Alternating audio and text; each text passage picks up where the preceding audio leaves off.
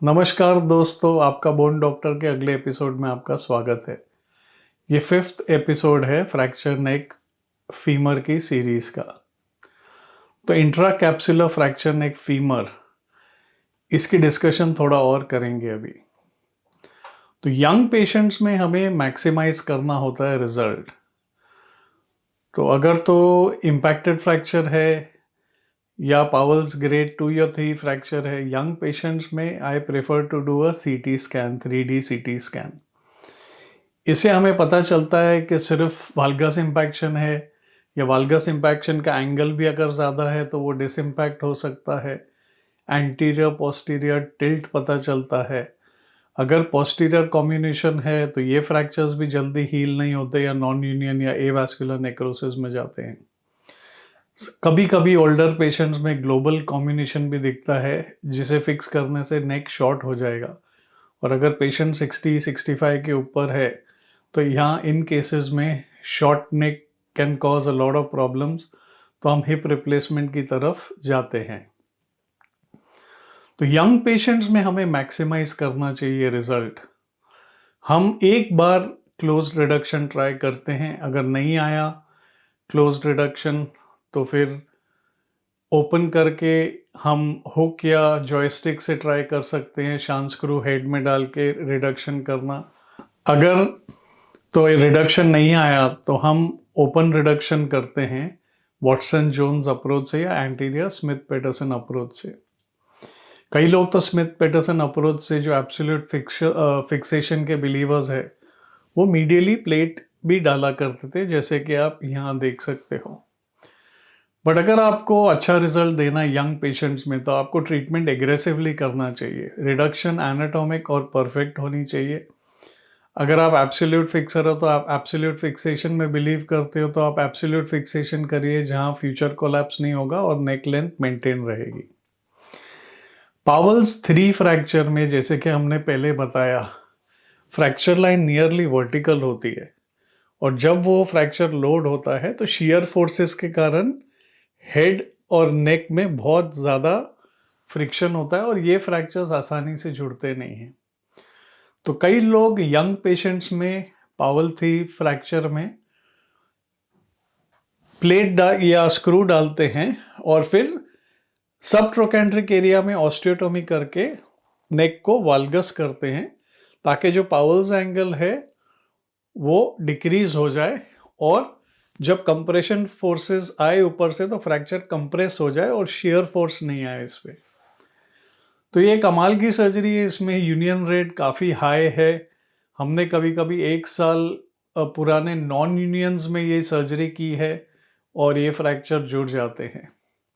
तो ये young patients में हम रिजर्व करते हैं क्योंकि ओल्डर पेशेंट्स में ये सब करके प्रॉक्सिमल फिमोरल एनाटॉमी डिस्टॉर्ट करना अच्छा नहीं होता क्योंकि फ्यूचर हिप रिप्लेसमेंट में थोड़ी दिक्कत आ सकती है। तो ये तो यंग पेशेंट्स की ट्रीटमेंट हो गई। कई पेशेंट्स हमें पूछते हैं कि हमें आगे चल के जो एवास्कुलर नेक्रोसिस का हाई रेट होता है इन फ्रैक्चर्स में वो होगा कि नहीं। तो एक इन्वेस्टिगेशन है जिसे हम स्पेक्ट सीटी कहते हैं। स्पेक्ट सीटी स्कैन में अगर आप फ्रैक्चर के टाइम करें तो आपको दिखेगा कि हेड ब्लैक है without blood supply, but fixation अगर अच्छी है आपकी तो 2-3 महीने बाद आपको रिपीट स्कैन में ब्लड सप्लाई हेड में दिखने लगेगी। अगर 5-6 महीने बाद आपने स्पेक्ट स्कैन किया और ब्लड सप्लाई हेड में कंप्लीट है तो 2 साल आगे चल के भी एवीएन नहीं होगा हेड में और ये सक्सेसफुल रिजल्ट माना जाता है। लेकिन अगर पार्शियल वैस्कुलरिटी देखी जाए या इनकम्प्लीट वैस्कुलरिटी देखी जाए 5-6 महीने बाद, तो फिर आगे चल के 1.5-2 साल में हेड कोलैप्स होना शुरू होता है और इनको फिर कन्वर्ट करना पड़ता है टोटल हिप रिप्लेसमेंट के लिए।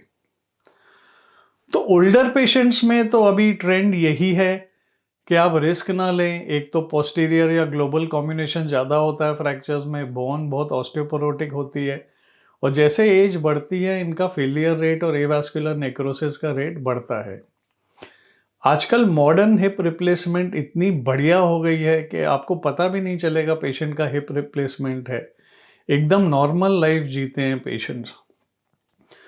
फ्रैक्चर में जो हिप रिप्लेसमेंट करते थे उसमें इनिशियली हिप डिसलोकेशन का रेट थोड़ा ज़्यादा था, कन्वेंशनल हिप रिप्लेसमेंट से, लेकिन वो भी अभी विद द न्यूअर कप्स और डिज़ाइंस कम हो गया है, और आजकल तो डुअल मोबिलिटी हिप भी आ गए हैं, जिससे डिसलोकेशन रेट काफ़ी नेग्लिजिबल हो गया है।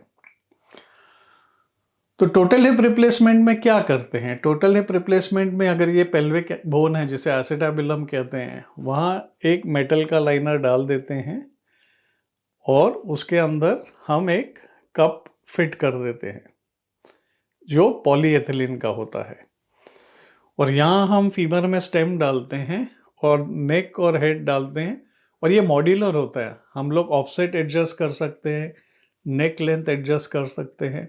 तो हिप रिप्लेसमेंट में भी सॉफ्ट टिश्यू बैलेंसिंग होती है। तो ये आप एंटीरियर अप्रोच से कर सकते हो, पोस्टीरियर अप्रोच से कर सकते हो, जो आपको ट्रेन किया हो, जैसे आपने जिससे आप कंफर्टेबल हो आप कर सकते हो। फीमर में अगर डोर 3 टाइप फीमर है, जैसे कि आप यहाँ देख रहे हो, तो हम सीमेंटेड इम्प्लांट करते हैं, और एसिटाबुलम या पेल्विक साइड पे हम कोशिश करते हैं अनसीमेंटेड कप ही डालने का। तो डुअल मोबिलिटी हिप रिप्लेसमेंट क्या है? ये आजकल काफ़ी पॉपुलर हो रहा है। इसमें तो एक मेटल लाइनर होता है, और उसके बाद हम फीमर डालते हैं अंदर मेटल लाइनर डालने के बाद, और फिर हेड हम असेंबल करते हैं टेबल पे। हेड में नेक सेगमेंट होता है, हेड होता है, और उसके ऊपर एक लाइनर फिट हो जाता है जो हेड को कैप्चर कर लेता है, और वो लाइनर हम यहाँ बिठाते हैं। तो टोटल हिप रिप्लेसमेंट में सिर्फ कप और हेड में मूवमेंट होता है। डुअल मोबिलिटी में 2 प्रिंसिपल चलते हैं, जैसे कि आप यहाँ देख सकते हो।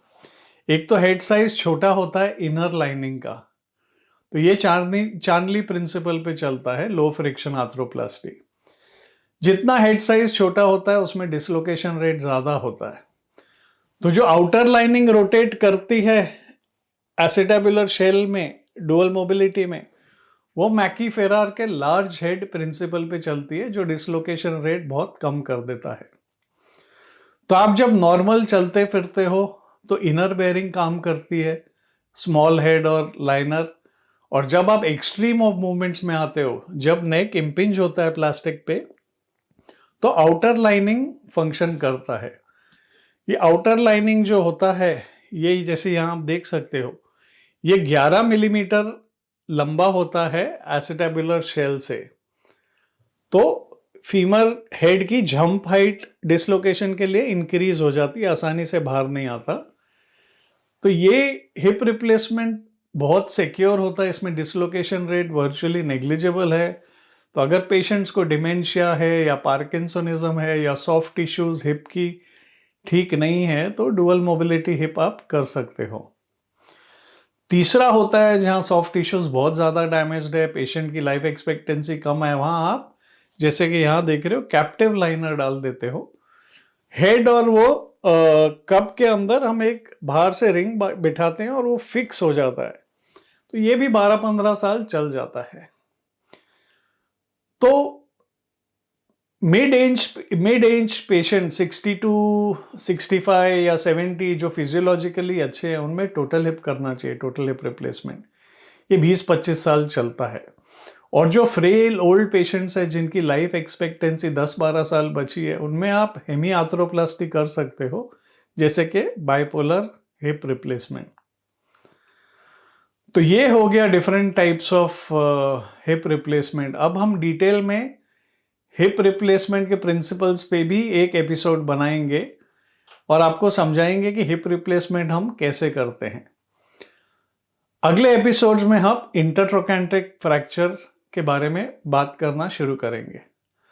तो आज का एपिसोड यहीं ख़त्म होता है। अगर आपको पसंद आया हो तो शेयर बटन दबाइए, सब्सक्राइब करिए, और अपने फ्रेंड्स फैमिली के साथ ज़्यादा से ज़्यादा शेयर करिए और हमारे चैनल को बढ़ावा दीजिए। Thank you.